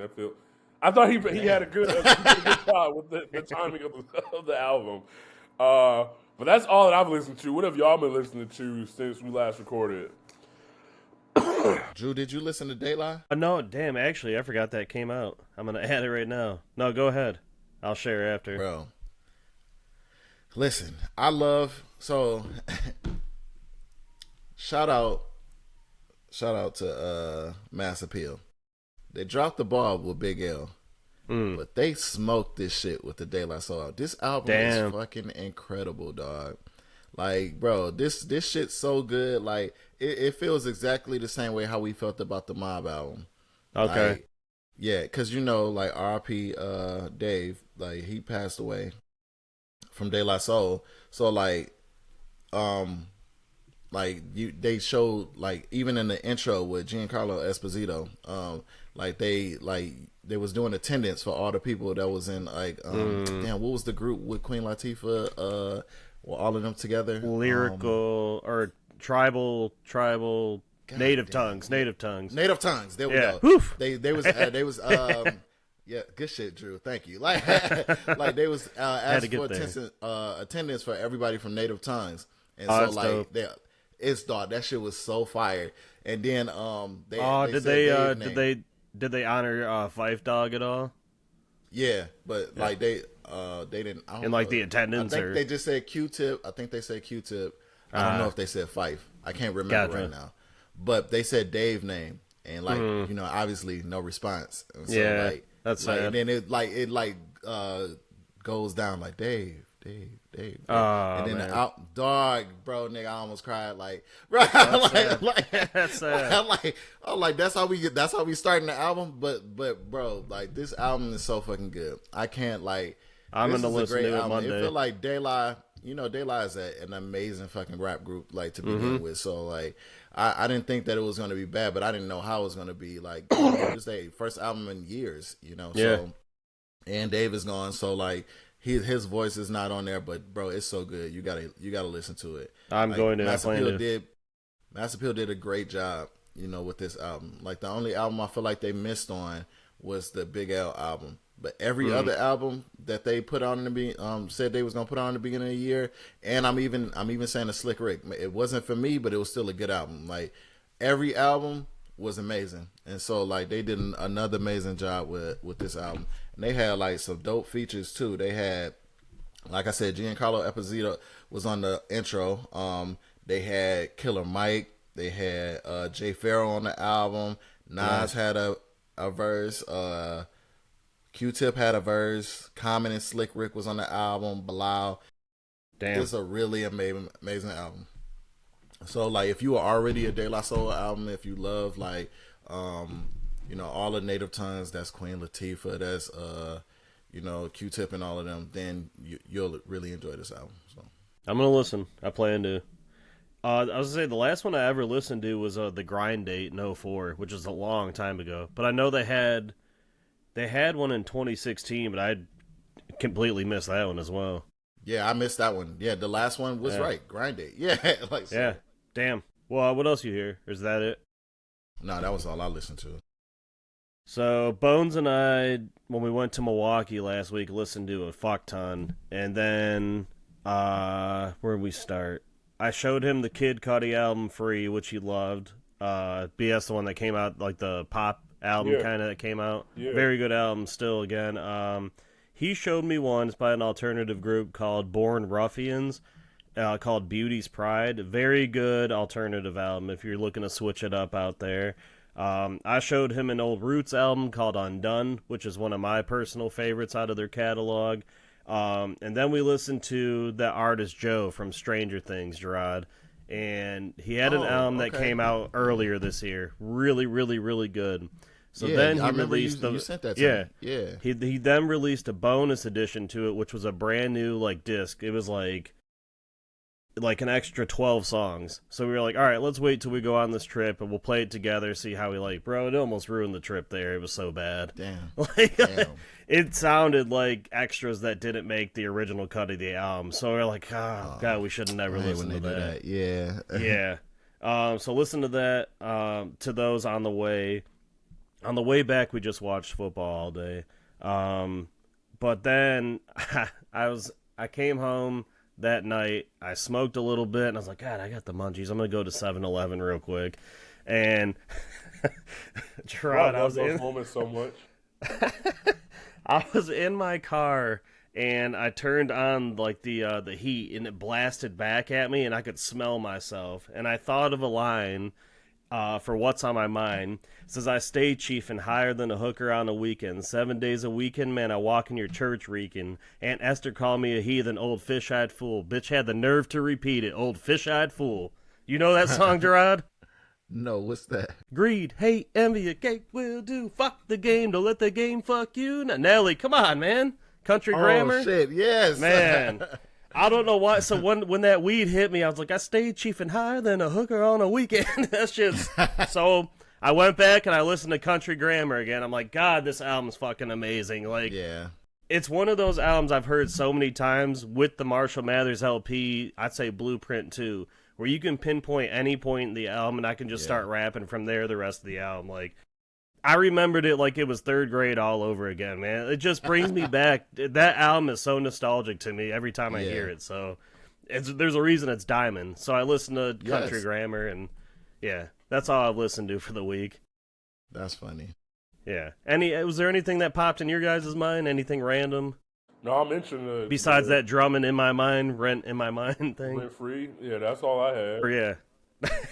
Gerard, anything? No, nothing. All right. Well, what have we watched? So I mentioned to y'all I watched a movie yesterday, Tom Hardy's movie on Netflix called Havoc. Essentially, he plays a cop.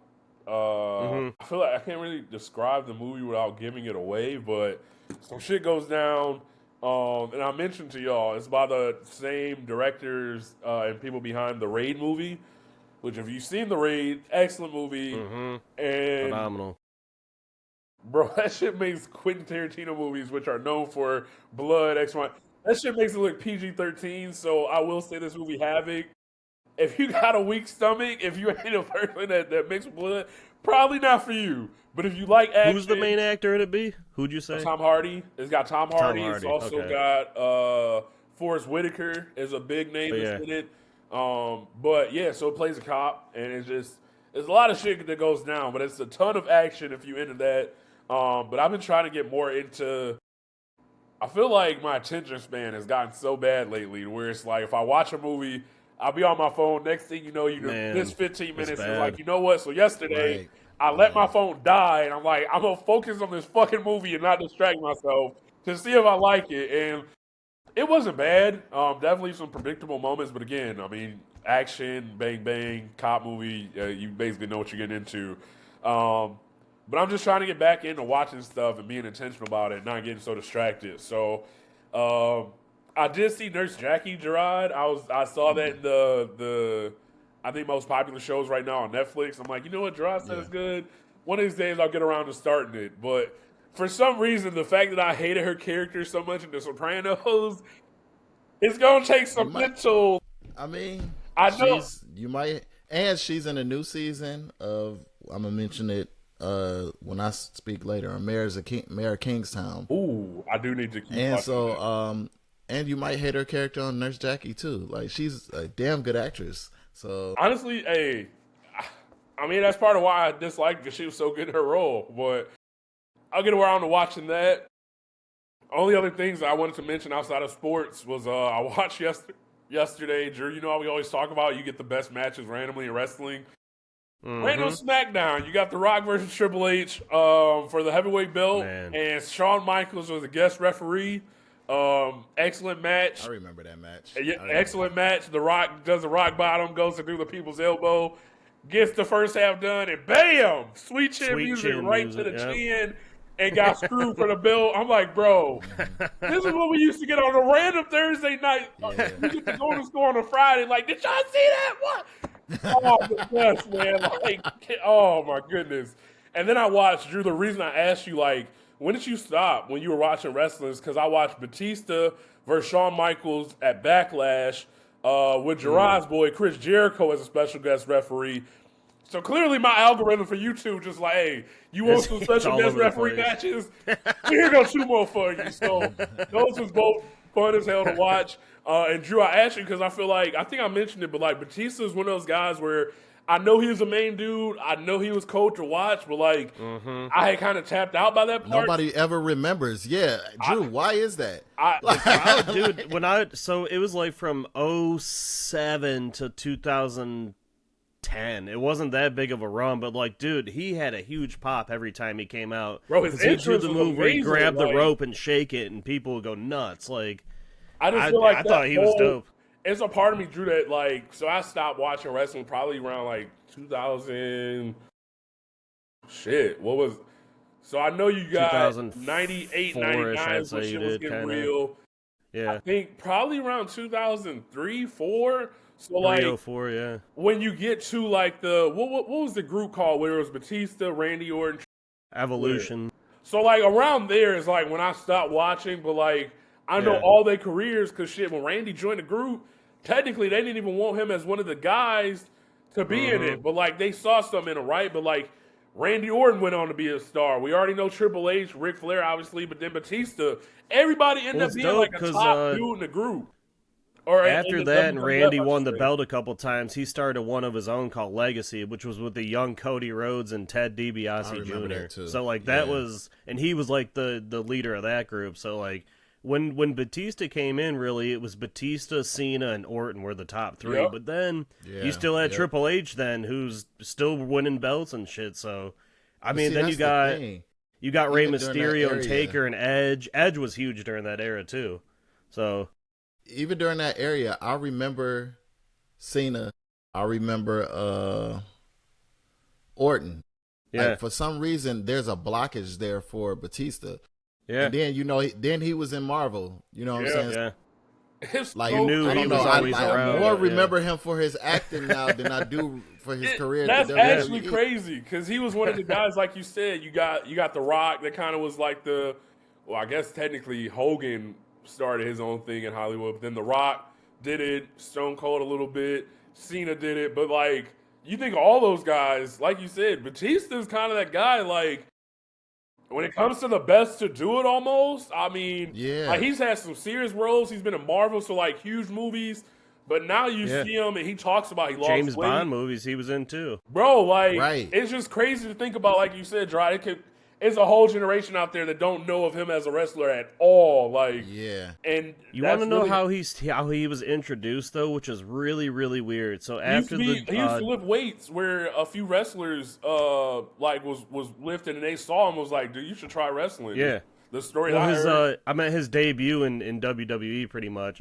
He was after the Dudley Boys broke up. Devon was Reverend Devon after that, and that was his moniker. And Batista was his bodyguard.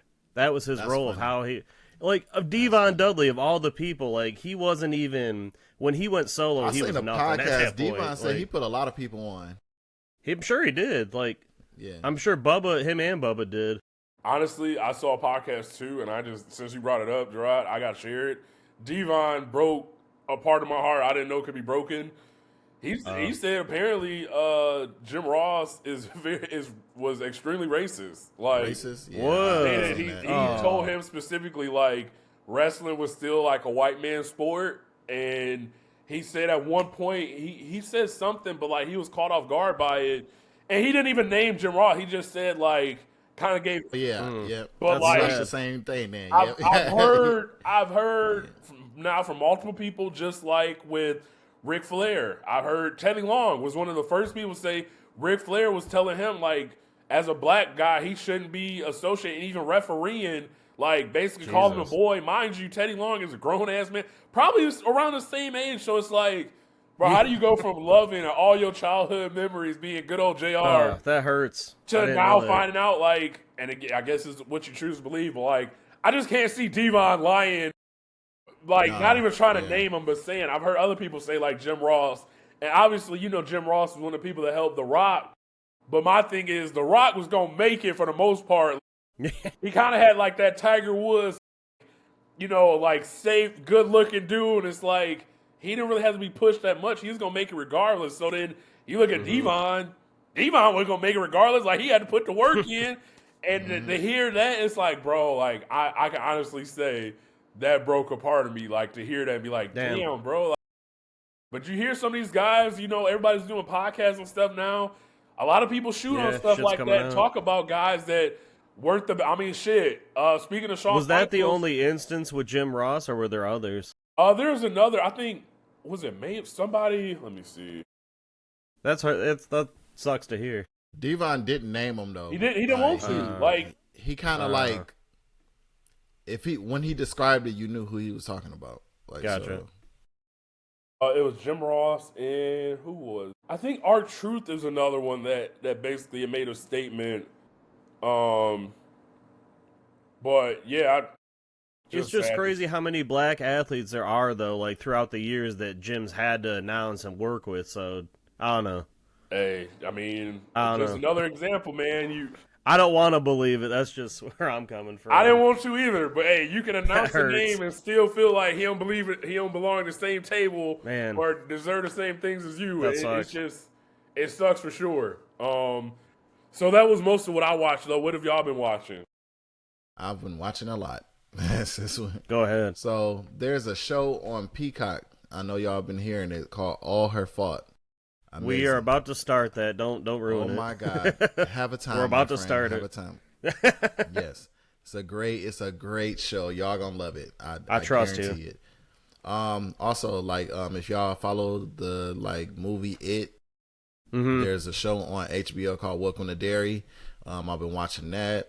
I finished the Vince Staples show on Netflix, season 2.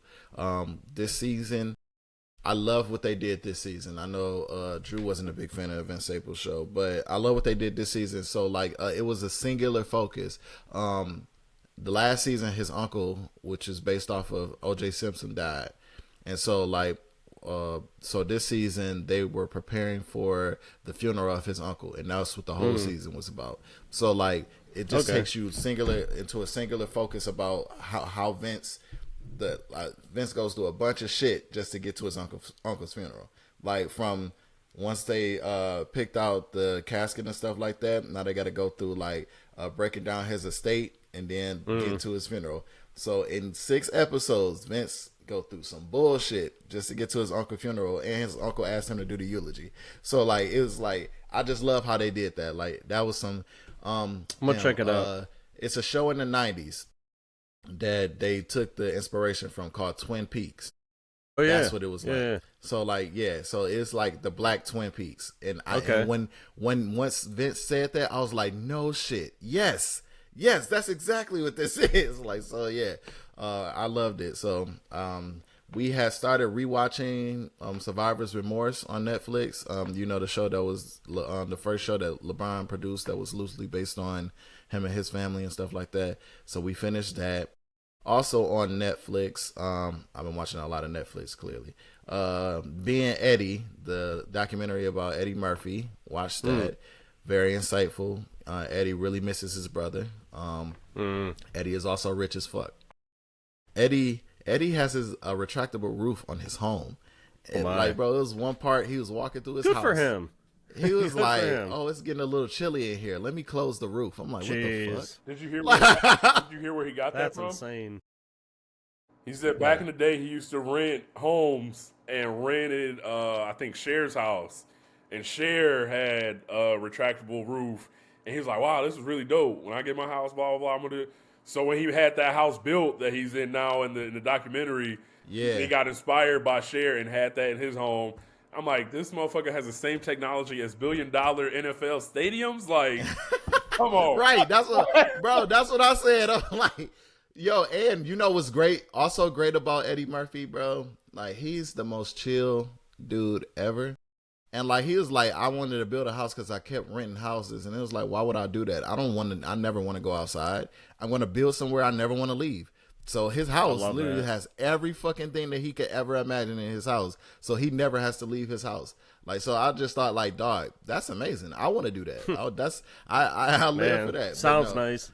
Eddie is the legend we all thought he was. So, like, yeah. Gerard, do you ever watch that show, Comedians in Cars Getting Coffee? Oh, yeah.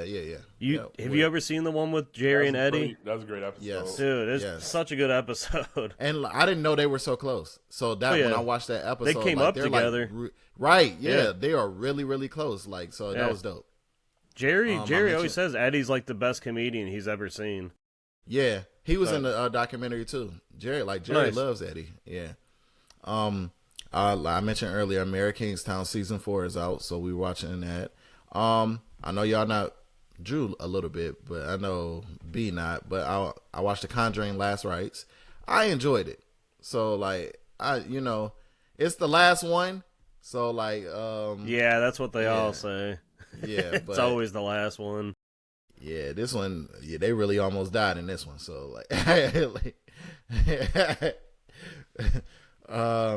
again, Netflix. I need something to fall asleep to, so I've started rewatching ER. You know what I'm saying? Wow. And here's what I'll tell you about. You should talk to my mom. She loves that show. Shows in the 90s, man. It's so unrealistic. Like, bro, like, they added some medical aspect to it, which is fun, which is why I love The Pit, which is one of the dudes who's the lead of The Pit is in, he was super young in ER, along with George Clooney and, what's her name from, what is it? It was another Army show where she was like a wife or something like that. Army Wives or something like that. She's also in ER. But no, they working in ER in Chicago. And like one of the doctors is like, all right, yeah, it's time for me to go. I'll see y'all later. And this is Christmas Eve. He walk out the door, and nigga's son about to die. He like, please help me, my son about to die. I would have been like, hey, they right there. You go ahead. Like, they gonna help you. He turned right around and took that son to the ER bay, and they saved the son. I was like, you can't even walk out that door. But I don't know what I have to say to somebody like, man. But yeah, we're watching ER. I told y'all about the show on Hulu called Reasonable Doubt, where it's a black lawyer. Yeah, we finished watching that. That season finale was crazy, so we watched that. Bel Air season 4, the final season. That's on Peacock. I've been watching that, and I also watched Kevin Hart's stand-up acting my age. I heard That's it's good. Netflix. I heard it's good. Yeah, I enjoyed it. I enjoyed it. Yeah, I liked it. So I seen some people like. The criticism I see people talking about his stand-up because they want Kevin Hart to be a different type of comedian. Kevin Hart is Kevin Hart. Just like Eddie is Eddie, Martin is Martin. You can't have somebody change what type of comedian that they are. They want him to be more raunchy. They want him to that's not him. But Kevin is good at what he does. He's an incredible storyteller. And then like he does a really good job. Like me and Drew, we all talked about this before, like where he'll set something up. And then bring it back at the very end. Yeah. Dog, that shit fire as fuck, bro. I love that. Like, the thing, though?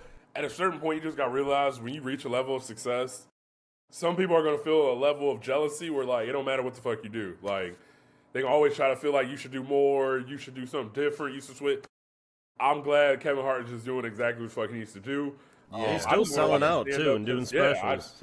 I mean, at this point, like, that's the thing, like, Kevin Hart is not going to randomly change the way he does comedy after X amount of years. And we don't, this is only something we do with black people. I'm going to be honest. Like, you don't see a white person be like, oh, this comedian needs to switch up. Like, you know, the comedian, if you don't like him, that's cool. But, like, we almost have to on our way to, like, hate sometimes. It's like, bro, why? Like, he's successful. He looks out for his family, puts other people on. Like, what more do we really, like, it's really crazy. Like, the amount of... I think it's just the exposure that we've gotten to him over the years is why people are burned out, because he's in every single commercial. Like, I mean, good for him. He gets money, but shit, I get why some people can be burned out on him.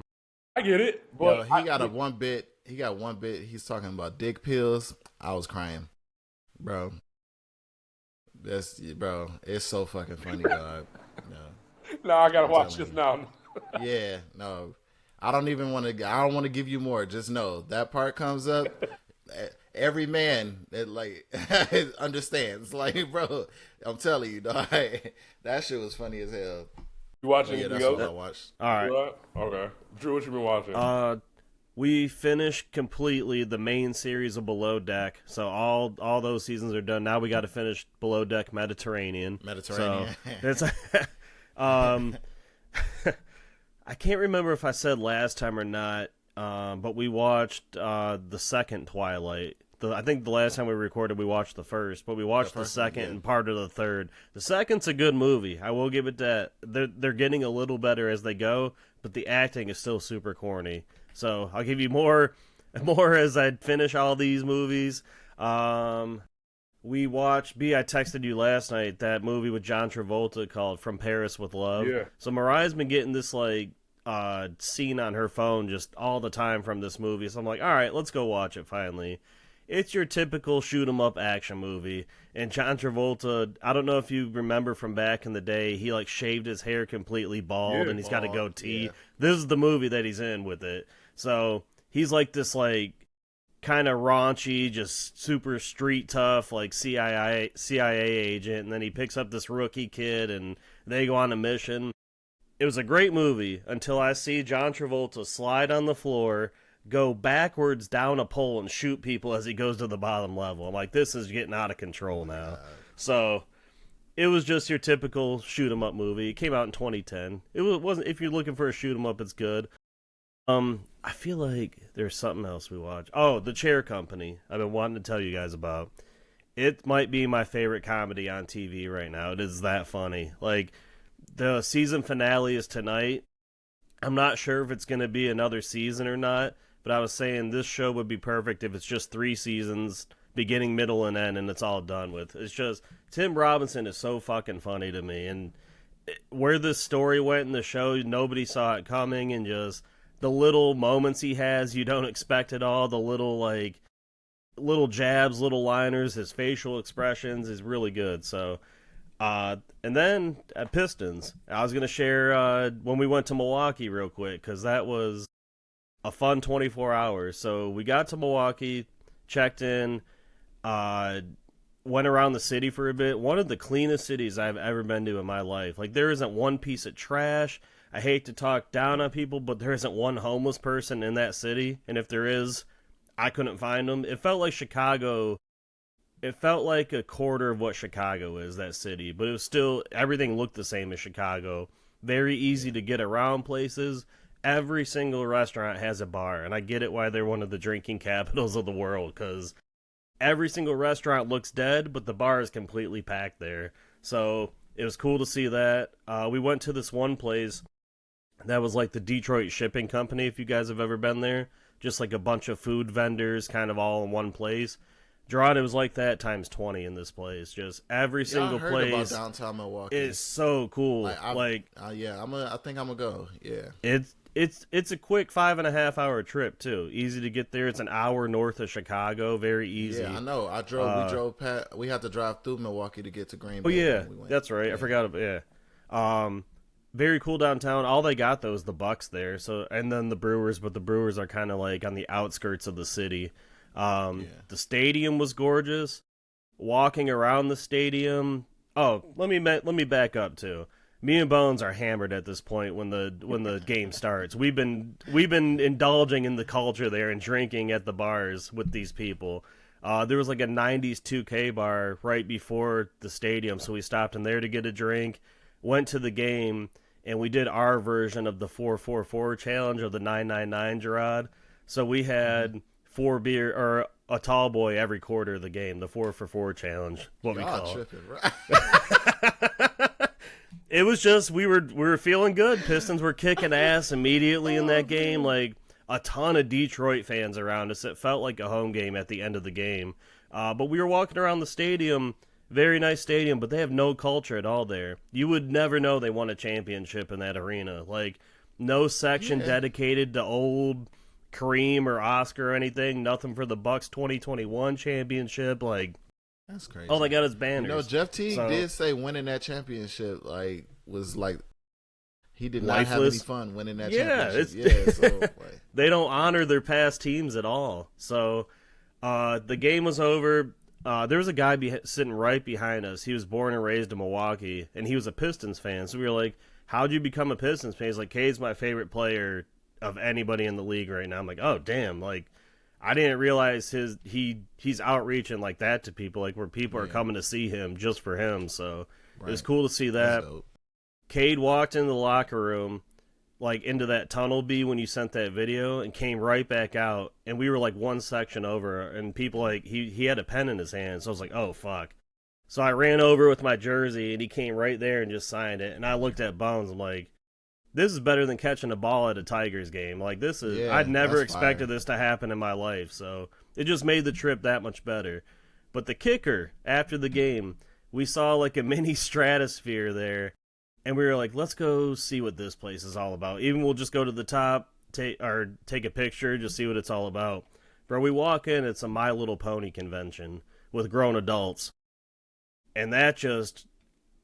Honestly... For Milwaukee, I don't even know how to describe it. For Milwaukee, I can't even say I'm surprised. That's kind of the speed.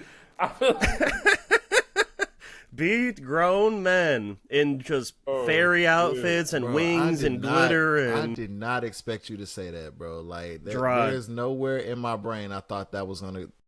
Bro, that's crazy. Let me send you guys a picture just for context real quick. Oh, also, listeners, Drew failed to mention... His drunk ass called us. And I forgot. Completely forgot. Called me twice back to that, bro. At the second call, I'm like, oh my God, I hope nothing. Bro, I was ecstatic after that game. We were hammered at this point. His drunk ass was like, bro. He was like, bro, you wouldn't guess. He came inside my jersey. I was like, oh shit, all right, that's fine. He was like, bro, he went into the tunnel. He came right back out. Bro, I'm sitting here, I'm stuck. Me and Bones are fucked, man. We're fucked. I was like, bro, I'm tweaking right now. Bro, I love you, man. When I heard I love you, I'm like, oh yeah. Really good. Man. I love you, bro. I love you, bro. I called everybody in my phone log that night. I'm not gonna lie, Case on my jersey, I'm probably doing the same shit. Tweaking. Like it was a kid moment that came to life. Final plans with the jersey. What are you gonna do with it? I think we're gonna frame it now, and the picture of him signing it and me in it, we're gonna like put it in the frame, kind of. Yeah. And then I think I might get it sent in to get it authenticated and just have that patch in the frame as well. Just, dude, at this point, why not? Like, I hate to brag, but I was looking on eBay and shit, and there's no signed authentic jerseys of Cade on there. So I was like, I might be sitting on something special right now. If we get it framed, like, I saw a random KD signed jersey for the Thunder in Vegas back in the day, framed and everything. It was like $7,500. I'm like, damn. Shit, this just skyrocketed the value of the jersey by getting it signed. So I think, if Cade wins us a championship and goes to the Hall of Fame one day, I think I'm gonna frame it. So I told Mariah when I got home, I was like, "What am I gonna do for a Cade jersey?" Now she's like, "We'll get you one. Don't worry." I was like, all right. Did you see the picture I just sent in the group chat? I got to get back to the story. Yes. So that is Yeah, that's someone at the My Little Pony convention. And just seeing that sitting down, I'm like, what the fuck is going on? So when we get to this top level of the stratosphere, it's a full banquet room of people doing karaoke to My Little Pony songs. And I looked at Bones, we're wearing Pistons gear. I was like, we need to get out of here. Like, Right, yeah. we're yeah. sticking out like a sore thumb. Like, yeah, I talked to Phil. He was like, yeah, you guys were the My Little Pistons. Oh, man. So, yeah, after that, we didn't even go to another bar. Like, we were just on cloud nine at that point. We walked back to the hotel. I passed out on the bed, and I just remember Bones waking me up, and there was, like, dominoes sitting there. I was like, all right, we had a good night. So, that was Milwaukee. Milwaukee treated us very well. That's dope. It was from when we got there at 3 in the afternoon till about, I'd say, midnight. It was just such a fun time there. So, yeah, I recommend everybody go there and check it out. Very cool city. That's dope. Shout out to Milwaukee. Yeah, that's awesome. Next year, we're planning Indy or Toronto. That's what we're thinking, especially if Halliburton comes back. I want to go to Toronto so bad. I haven't been there. Let's I do love it. Indianapolis. Bro, Indianapolis see? is one of my favorite Midwest cities. Bones said I love that too. it. He said it was a lot of fun when he went there before. Yeah, But yeah, Indy I've is never so been to fun. Toronto, so I kind of, and that's quicker than going anywhere. If you go there for a Pistons game, I want to go with you. Let's Like, go. I Oh, haven't been dude, to George is Toronto. thinking of coming too. I Yeah. haven't. I've never went to an away game for any Detroit. No. And that's Yeah. why we're trying to knock him off the list and just go to one stadium a year. You know, if it takes 30 years, it takes 30 years. The only away experience I've had is when I went watched the Pistons at Summer League. But I don't think I've never went to a Lions game on the road. I've never went to a Pistons game on the road. So to be able to knock off going to Toronto, I love watching basketball the most live. It's just so easy and enjoyable to watch. Like, bro, football, you get one replay on the screen when you're there sometimes, and like you have to guess what the fuck happened before the ref comes back. Like, I had my but first my first sweet experience at the last Pistons game at home when they played. Oh yeah. Talk about that. They played who do we just play at home? Magic. Orlando Magic. So didn't have Paolo, but Desmond Bain didn't give a fuck. He was a bucket. Franz Wagner was very solid. I feel like it's sweet to watch a Pistons game in person because it don't really matter where your seat is. Like, you'll always have a good view. It's kind of similar to hockey. Like, I want to go to another hockey game, by the way. I love how much space you have in those suites at LCA. They're very, very roomy. I was very impressed. Suites was nice. I love how you can literally watch the TV and literally have the game in the background. It's like the ultimate experience. I'm trying to think of so there's the seats in front of the actual suite. That's the only protection is a little plexiglass. I'm afraid of heights, so the person I'm with was like, "Are you want to sit down?" I'm looking at the glass and see like the drop down. I promise y'all, I grabbed that rail and like I was like shaking, like trying to like sit down. I'm like, you know what? I'm gonna go grab some food. I sat in one of them seats in the suite. I'm like, bro, I cannot. It was a great time though, like you said. Like they bring in food. It's always people making sure that the drinks is good and stuff. But the game was like, bro. So the last game I went to, I think the Pistons played the Wizards last year. Like, nobody make a big deal.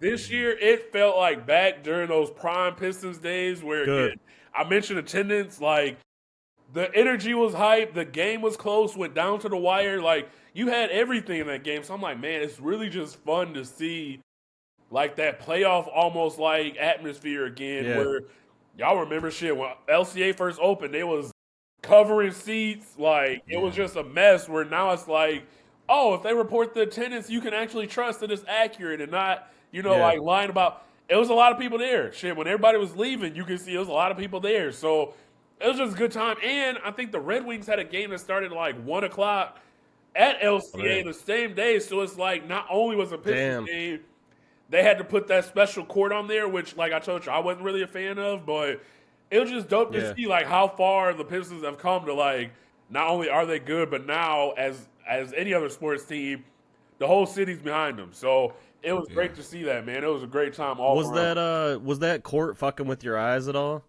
No, it's just it does on TV thing, sometimes. when I mention it being mid, for it to be like it just feels kind of cheesy and like not professional. Like it's almost like high school, maybe college type shit. Oh, yeah. You're not Like a expecting 2K created court. Yeah, like it's just not like a professional. Like, oh, again, we talking about Eddie Murphy fucking taking the roof off his actual house. So for like an NBA court, you're not expecting some shit that looks like something put together for high school. Like, I wasn't a fan of it, but I mean, again, to see that they did that after having to put like the hockey rink, and it has to be over it, I'm pretty sure. But just impressed how they can fucking do that. The game started at 7:30, and I think the Red Wings played at 1. So just at least you saw a good game. Yeah, just think of like how they made that court look like that. And then again, so at the suite level, you're able to see kind of the stuff at the top of the arena, so you can see like the championships for both Red Wings and Pistons. I'm just glad for all the history we have here when it comes to sports. Like Pistons won championships, we know how many the Red Wings have won, so it's just a good time to be a Detroit sports fan right now. If you're afraid of heights, when you leave the upper bowl at Milwaukee Stadium to go down to back just to the regular midsection, it's just an escalator. There's nothing under it supporting it or anything, and you're just feeling...